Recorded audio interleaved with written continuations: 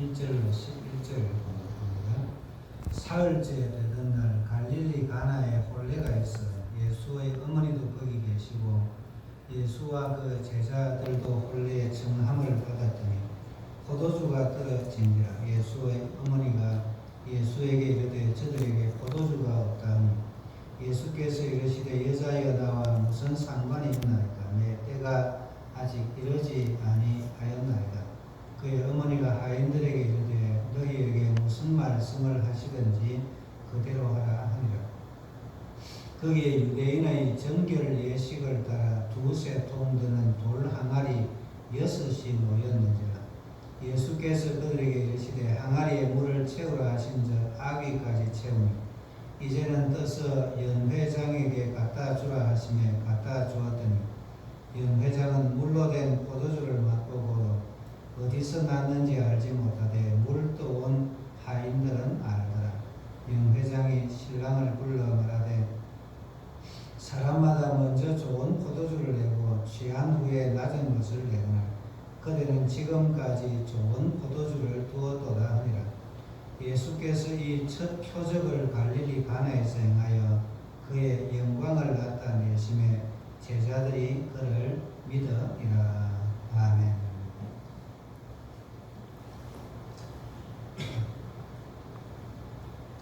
오늘은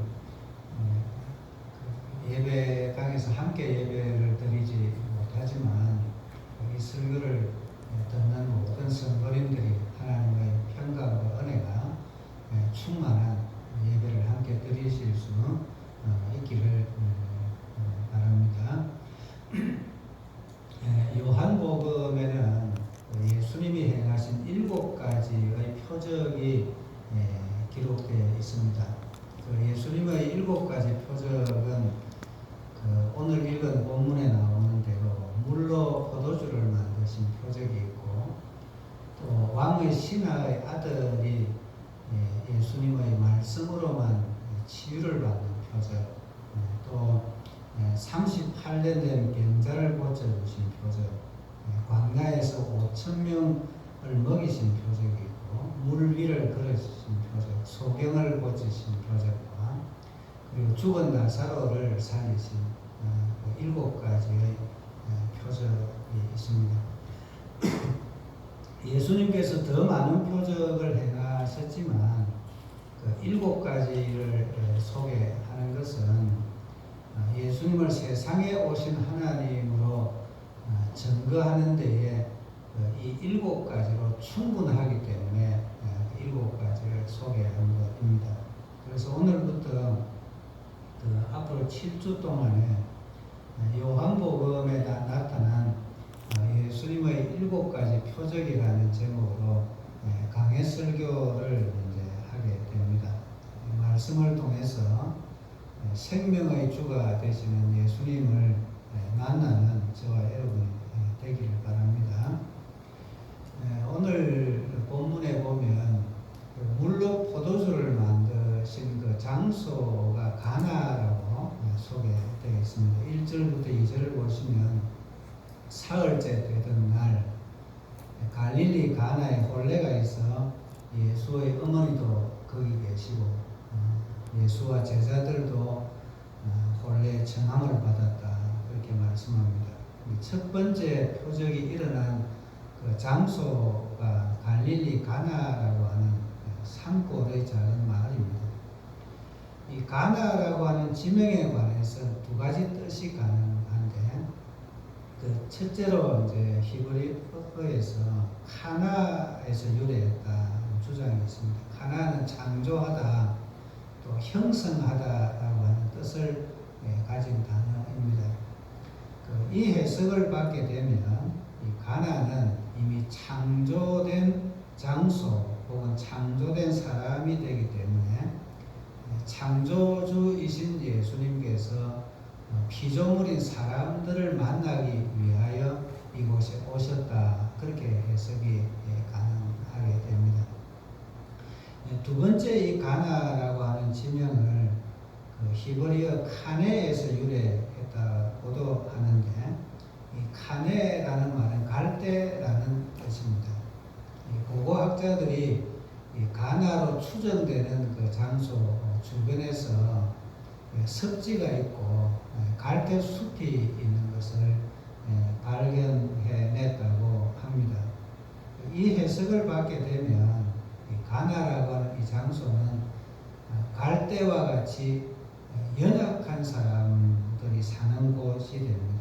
그래서 예수님께서는 갈대와 같이 연약한 사람들을 만나기 위해서 이곳에 오셨다라는 해석이 되겠죠. 그런데 그 3절에 보면 그 가나의 혼인잔치 집에 포도주가 떨어졌다라는 말씀을 합니다. 당시 유대인들의 결혼 풍습에 따르면 7일 동안 밤 시간을 이용해서 그 잔치를 했다고 합니다. 첫째 날에는 혼인 예식을 하고 또 마을에서 축하하는 거리 행진을 하는데 이어서 6일 동안에 손님들을 초대해서 피로연을 여는 결혼잔치를 하는 거죠. 경사스러운 결혼잔치를 위해서 본가에서는 음식도 많이 준비하고 손님들을 위해서 포도주도 충분히 준비를 했을 것입니다. 그런데 어디서 착오가 생겼는지 모르지만 잔치하는 도중에 포도주가 떨어지는 불상사가 생긴 것입니다. 이 포도주가 떨어졌다는 이 사건은 인간의 한계와 그리고 문제를 보여주는 사건입니다. 구절을 보면 잔치를 주관하는 연회장은 말하기를 사람들은 먼저 좋은 포도주를 내고 취한 후에는 낮은 것을 낸다. 그렇게 말을 합니다. 우리 사람들의 삶이 그렇다는 거죠. 세상에는 처음에는 좋으나 갈수록 나빠집니다. 생명으로 시작을 하지만 죽음으로 결말을 짓는 것이 우리 인생입니다. 사람들은 다 행복하기를 소원하지만 불행을 막을 수가 없습니다. 그래서 야고보서 4장 14절에 말씀하기를 내일 일을 너희가 알지 못하는도다. 너희 생명이 무엇이냐? 너희는 잠깐 보이다가 없어지는 안개니라 이렇게 말씀합니다. 오래 살기를 원하지만 참으로 아침 안개와 같이 짧은 것이 우리 인생입니다. 그런데 그 가나의 혼인잔치 집에서 부족했던 것이 다 채워지는 일이 일어났습니다. 그것은 예수님께서 그 가정에 초청을 받아서 그곳에 계셨기 때문에 가능한 일입니다. 우리가 가나의 혼인잔치에서 일어난 그 표적을 통해서 받게 되는 첫 번째 교훈은 놀라운 역사가 일어나는데 장소가 문제가 되지 않는다는 것입니다. 갈릴리 가나라고 하는 그 산골짜기 조그만 마을에서 예수님이 표적을 일으켜 주셨습니다. 두 번째는 놀라운 역사가 일어나는데 장소뿐만 아니라 사람이 문제가 되지도 않는다는 것입니다. 그 사람이 많은 것을 가졌거나 적게 가졌거나 배웠거나 못 배웠거나 사람이 아무런 문제가 안 된다는 것을 말씀합니다. 놀라운 역사가 일어나는데 꼭 필요한 분이 예수님이시라는 사실을 말씀합니다. 그 교회에, 그 가정에, 그리고 그 사람에게 예수님이 함께 하시느냐가 가장 중요합니다. 예수님을 모시고 섬기는 것이 놀라운 표적이 일어나는데 필수 조건이 되는 것입니다. 그러므로 저와 여러분은 예수님을 모시고 섬기는 이 놀라운 은혜를 받은 것을 항상 감사하는 저와 여러분 되시기를 바랍니다. 두 번째, 이 가나의 혼인잔치에 오신 예수님은 어떤 분이신가 하는 것입니다. 예수님께서 다른 표적을 많이 행하셨습니다. 그런데 예수님은 처음 표적을 갈릴리 가나에 있는 일어난 혼인잔치에서 행하신 것입니다. 그 이유는 예수님께서 이 땅에 오신 목적을 이 표적을 통해서 말씀해 주시고자 하는 뜻이 있습니다. 11절을 보시면 예수께서 이 처음 표적을 갈릴리 가나에서 행하여 그의 영광을 나타내심에 제자들이 그를 믿으니라 했습니다. 그의 영광을 나타내셨다는 이 말씀은 예수님은 사실 이웃 동네 목수이셨거든요. 그 이웃 동네의 목수라고 생각했던 그분이 정말 우리와는 다른 영광스러운 분이구나 하는 사실을 이 표적을 통해서 나타내 주셨다는 것입니다. 그래서 제자들이 이제 예수님은 그 갈릴리 나사렛 마을의 목수가 아니요 그 이상 되시는 아주 굉장한 분이구나 그렇게 믿었다는 거죠. 사실 제자들이 예수님을 특별한 분으로 믿었다고 하지만 그 제자들이 예수님이 어떤 분이신지를 온전히 다 알고 믿었던 것은 아닙니다. 물로 포도주를 만드는 표적을 행하시는 분이 우리 가운데 오셨구나 그 사실을 믿은 것이죠. 우리들도 예수님을 믿으면 복을 받습니다. 우리 자녀들이 잘 되기도 하고 어떤 가정에는 귀신이 쫓겨나기도 하고 아주 사람이 고칠 수 없는 질병이 치유의 은혜를 받기도 합니다. 그러나 예수님을 이런 분으로만 믿는다고 하면 우리는 예수님의 일부분밖에는 알지 못하고 믿는 것입니다. 우리가 가나의 혼인잔치에서 일어난 표적을 통해서 주시는 두 번째 교훈은 예수님은 우리에게 복을 주시려고만 오신 분이 아니라는 사실입니다. 예수님은 이 땅에 오시되 우리 자신에게 우리에게 당신 자신을 주시려고 오셨음을 보여줍니다. 이사야서 54장 4절로 5절 말씀을 보면 두려워하지 말라 내가 수치를 당하지 아니하리라 놀라지 말라 내가 부끄러움을 보지 아니하리라 내가 젊었을 때의 수치를 잊겠고 과부 때의 치욕을 다시 기억함이 없으리니 이는 너를 지으신 이가 내 남편이시라 그의 이름은 만군의 여호와이시며 내 구속자는 이스라엘의 거룩한 이시니라 그는 온 땅의 하나님이라 일컬음을 받으실 것이라고 말씀하셨습니다. 이 말씀 가운데 내 구속자는 이스라엘의 거룩한 이시라고 하셨는데 이 말씀이 굉장히 중요한 말씀입니다.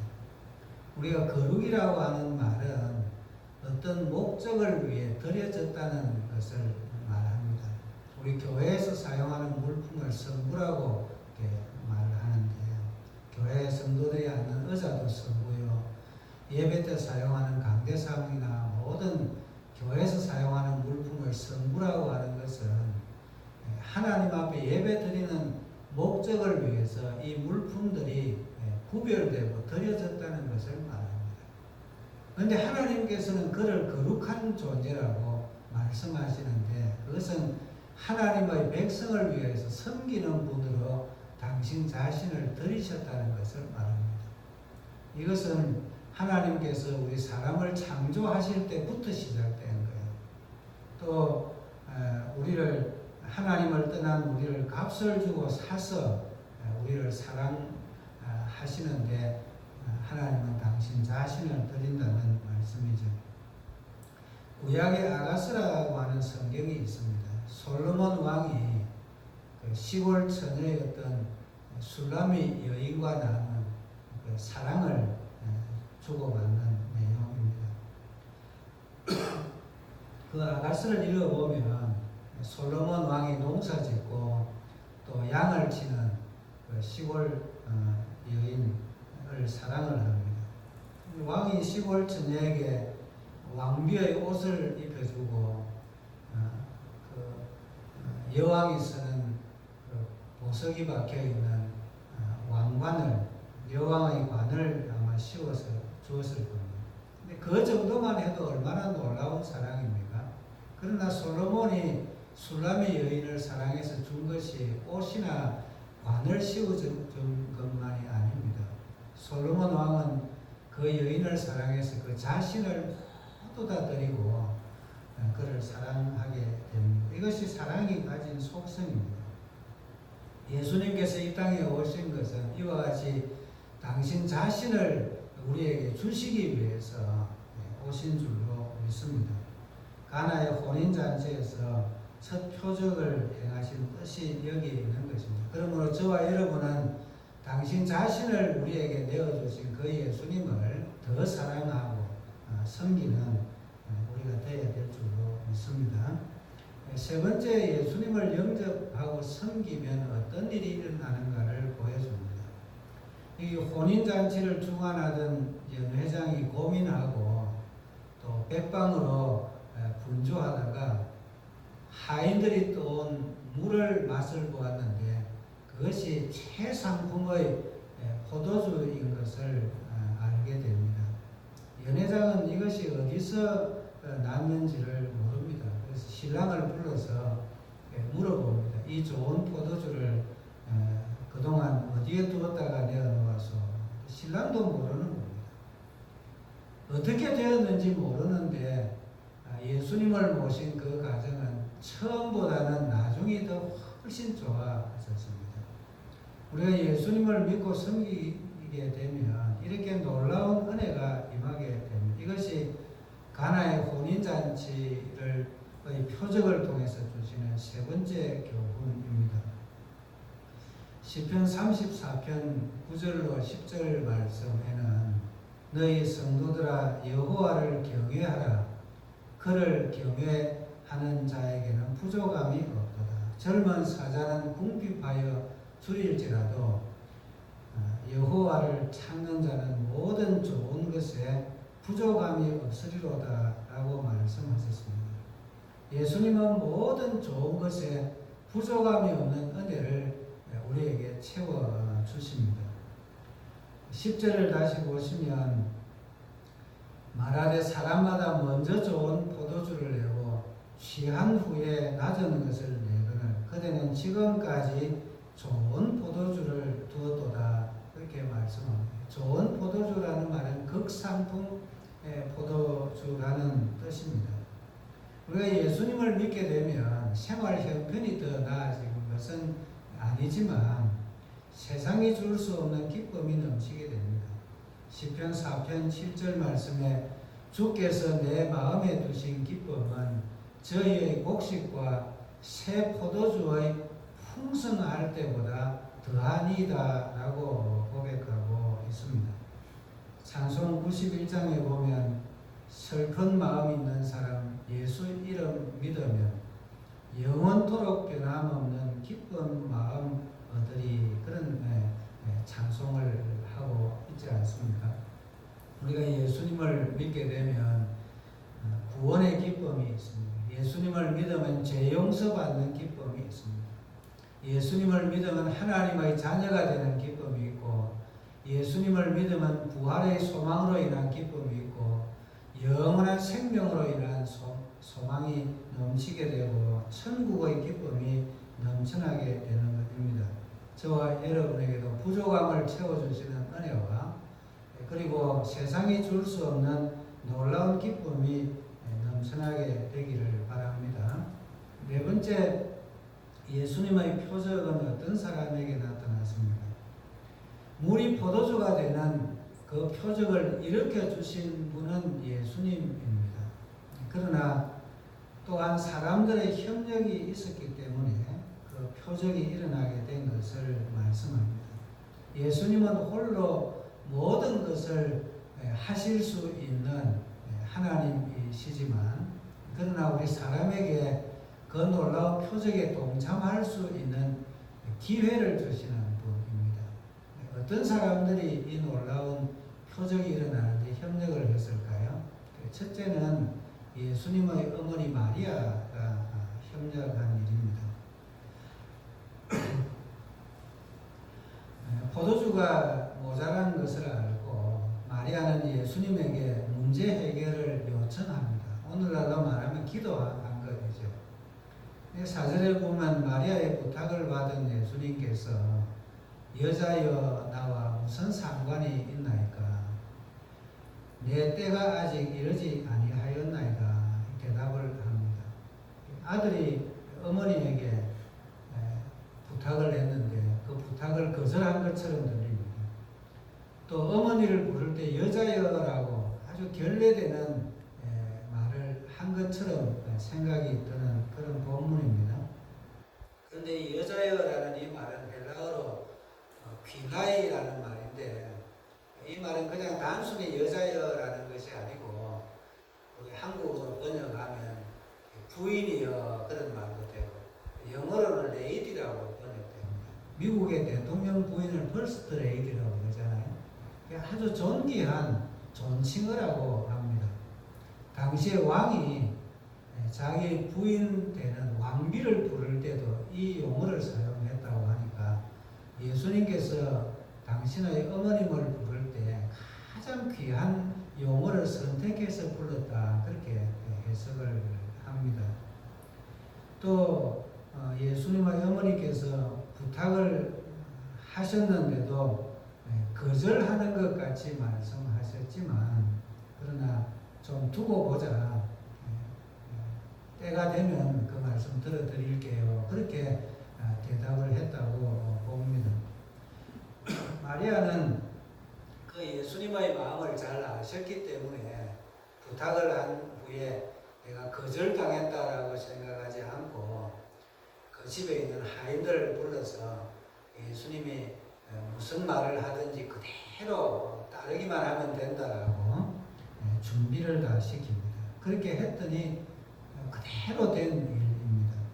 이것이 예수님의 첫 번째 표적을 통해서 보여주시는 네 번째 교훈입니다. 예수님은 당신 자신을 우리에게 주시려고 이 땅에 오셨습니다. 그런데 그 예수님께서 우리가 예수님에게 부탁하면 들어주시지 않겠습니까? 그렇기 때문에 우리가 하나님의 뜻대로 기도하였으면 반드시 응답해 주신다는 확신을 가지고 저와 여러분은 기도할 수 있기를 바랍니다. 또한 그 집에 있는 하인들이 그 마리아의 말과 예수님의 말씀에 순종한 이 일이 표적을 일으키는데 협력한 일입니다. 5절을 보면은 그의 어머니가 하인들에게 이르되 너희에게 무슨 말씀을 하시든지 그대로 하라 그렇게 말을 합니다. 하인들은 마리아의 말을 그 마음에 그대로 두었고 그리고 예수님께서 말씀하실 때에 그 말씀에 순종을 합니다. 천주교회에서는 이 본문과 또 마리아와 관련된 본문들을 예로 들면서 마리아를 구원의 중보자다. 우리가 하나님의 구원을 받는데 예수님도 믿어야 되지만 마리아도 굉장히 중요한 역할을 한다. 그렇게 주장을 합니다만 그것은 바른 신앙이 아닙니다. 마리아의 말을 들었다고 하는 이 말을 우리가 적용을 하자면 말씀을 바르게 가르치는 교회라고 하면 교회의 가르침에 순종하라고 적용하면은 옳은 해석이 되고 옳은 적용이 됩니다. 칼빈은 말하기를 교회를 어머니와 같이 받들지 않는 사람은 하나님을 아버지라 부를 수 없다. 그런 말을 했어요. 교회가 그만큼 중요하다는 거죠. 우리가 교회를 귀하게 여기고 교회 생활을 충실하게 하면 하나님을 바르게 아는 신앙이 자라나게 되는 것입니다.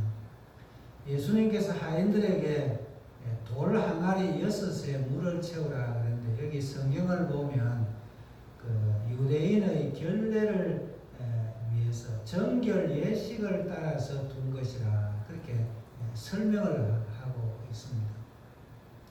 이 유대인들의 정결 예식이라고 하는 것은 그 집에 손님들이 올 때에 그 손님의 발을 씻겨 드리는 그 예식을 말합니다.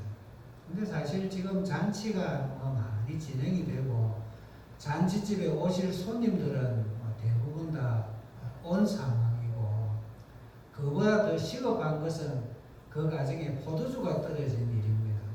사실은 하인들이 자기 생각을 가지고 예수님의 말씀을 들었다고 하면 우리가 지금 이웃집에 가서 포도주 빌려가지고 오기에도 바쁜데 지금 여기에 물 길어다가 담을 시간이 어디 있겠습니까 하고 반드시 불순종했을 겁니다. 그런데도 이 하인들은 일절 다른 의견을 말하지 않고 예수님이 말씀하신 대로 그 정결 예식을 위해서 준비해 놓은 돌 항아리에 물을 채우되 아귀까지 다 채우고 그 물을 떠서 연회장에게 갖다 주라고 하는 그 말까지 다 순종했어요. 여러분 한번 상식적으로 생각을 해보죠. 연회장이 그 잔치의 책임을 맡아서 지금 포도주 구하고 있는 상황인데 하인들이 그 시간을 허비하면서 그 돌 항아리에다 물을 채우고 그것도 잘했다고 자랑 삼아서 그 물 떠다가 연회장에게 가지고 갔으면 야단 맞을 게 분명한 일인데도 예수님의 말씀에 그대로 순종했습니다. 그랬더니 결과적으로 그 물이 포도주가 되는 놀라운 변화의 역사가 일어나게 된 겁니다. 이것이 예수님의 첫 번째 표적을 통해서 보여주시는 다섯 번째 교훈입니다. 우리가 교회의 일에 적용을 해본다고 하면 우리가 세상에 얼마나 다른 할 일들이 많습니다. 그러나 교회 와서 예배드리고 교회 와서 기도하고 교회에서 말씀을 배우고 교회를 귀하게 여기는 것은 시간 허비하는 것처럼 보일지 모릅니다. 그러나 우리가 교회를 귀하게 여기고 하나님의 교회를 통해서 하나님을 섬기고 이웃을 섬기는 일을 하는 일에 순종하게 되면 하나님께서 놀라운 은혜를 우리에게 주시게 되는 것입니다. 이제 말씀을 맺습니다. 예수님께서 갈릴리 가나의 혼인잔치에 오셔서 첫 번째 표적을 보여주셨습니다. 가장 중요한 그 표적을 보여주신 그 목적은 예수님께서 그 무엇을 주러 오신 것이 아니라 당신 자신을 우리에게 주시려고 오셨다는 것을 증거하기 위함입니다. 우리는 당신 자신을 우리에게 주시려고 오신 그 예수님을 영접하고 사랑하고 섬겨야 되는 줄로 믿습니다. 그렇게 당연한 일이지만 우리가 주님을 영접하고 섬길 때 우리의 부족이 다 채워지고 우리의 삶이 변화되고 우리 마음속에 주님 주시는 기쁨이 넘쳐나는 복된 삶을 살게 될 줄로 믿습니다. 예수님을 믿고 영접하고 섬김으로 삶의 새로운 기쁨이 넘치는 은혜와 복을 받기를 주님의 이름으로 축원합니다. 찬송 90장입니다.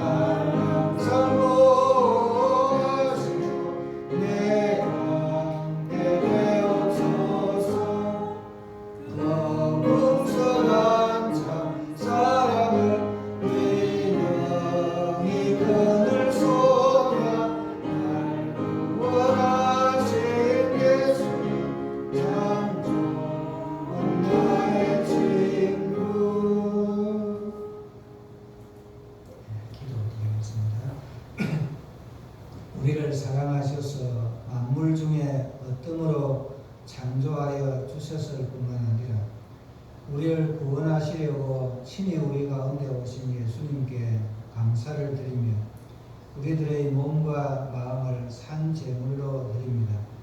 또한 우리들이 누리는 것이 하나님께서 주신 선물인 것을 고백하며 감사하는 마음을 담아 예물로 드리오니 연락하여 주시옵소서. 소득의 11조를 드린 손길들을 위해 약속하신 말씀대로 복을 주시며 감사하는 성도들에게 감사의 제목이 더 풍성하게 되는 은혜를 주시옵소서. 주일 헌금을 드린 성도들에게 영혼이 새롭게 되는 은혜를 주시오며 선교 헌금을 드린 성도들에게 권세와 능력을 더하여 주시옵소서. 교회와 성도들과 이웃들을 위하여 기도로 섬기며 교사로 찬양팀으로 헌신하여 섬기오니 연락하여 주시옵소서. 주님을 모시고 살아가는 성도들과 가정과 교회 위에 모든 부족함이 채워지는 은혜와 물이 포도주가 되는 은혜가 임하게 하여 주시기를 원하오며 예수님의 이름으로 기도드립니다. 아멘. 이제는 우리 주 예수 그리스도의 은혜와 하나님 우리 아버지의 무한하신 사랑하심과 성령님의 감화 감동 인도하시는 은혜가 신랑 되신 예수님을 믿고 순종하여 섬기며 주님께서 채워주시고 변화시켜 주시는 은혜 받기를 소원하는 우성교회 모든 성도들과 자녀들 위해 이제로부터 영원토록 함께 있을지어다. 아멘.